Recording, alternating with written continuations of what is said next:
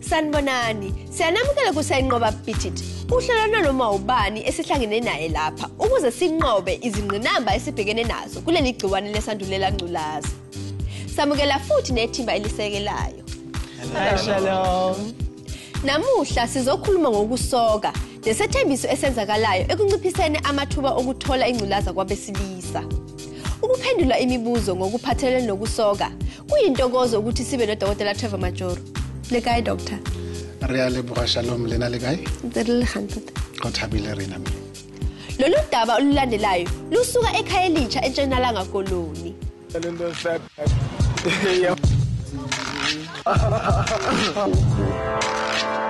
Molweni, namhlanje sekhaya elitsha ko-W section. Sithanda simnikiwe nabazali bakhe nge-circumcision. Sibasaloda abantwana. Wazindoni ngolwaluko? Ndiyayazi nje uba kuyayiwe entabeni kuyokwaluka. Neqala uyojonga kwegqirha, yabo test no test uba ukhe awunayo i-HIV, yabo into ezinjalo. Bengekayi mna uzitshekisha kwagqirha. Unazo injongo zokuzitshekisha kwagqirha? Ya, ndingayo uzitshekisha kwagqirha. Like ndiyabona, uyabona wena bhuti wam nasezi-TV-ni ubone bayafa abakhwetha, ubone phana.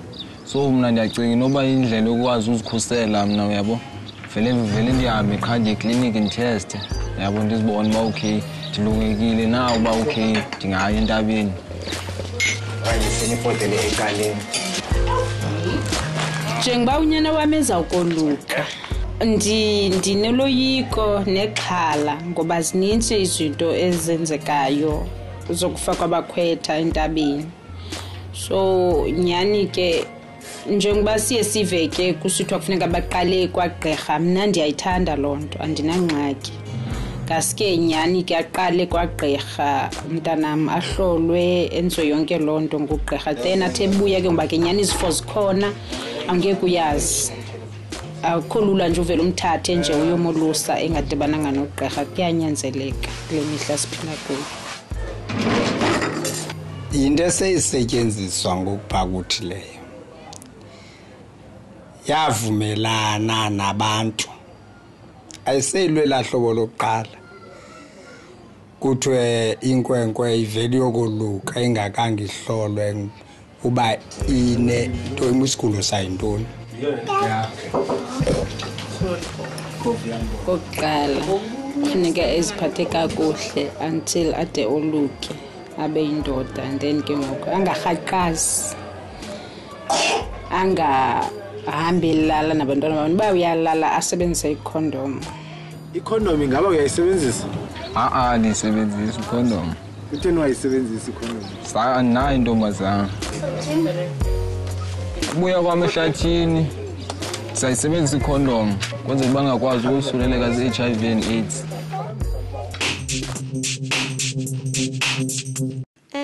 Andile, yazi ikhona into ekhulunywa umama kaSimnikiwe ngendaba yokuthi abafana abaningi baya entabeni kwenzeka into eziningi, abanye babuya sebashonile, ukuthi iyamthusa le nto leyo. That is why afuna ukusa umntana ekliniki.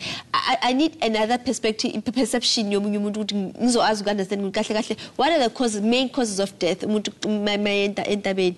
Kwezinye indawo uyawufumaniseka ukuthi okay, ingcibi isebenzisa iblade A1 kubo bonke abantwana boyi-100 okanye boyi-14 okanye boyi-yaqona, ingakhange ibe isteriliziwe loo nto leyo. So it goes back to lanto sesibusa ukuthetha ngayo, sithi i-trainings ziyafuneka nakwaba bantu, because we end up asifumane ukuthi abanye abantu ngokubona bayosuleleka kwi-HIV. Omnye umuntu uthola i-HIV ngosuke abe pha through uba isiya entabeni ngelaa xesha nebengenanto.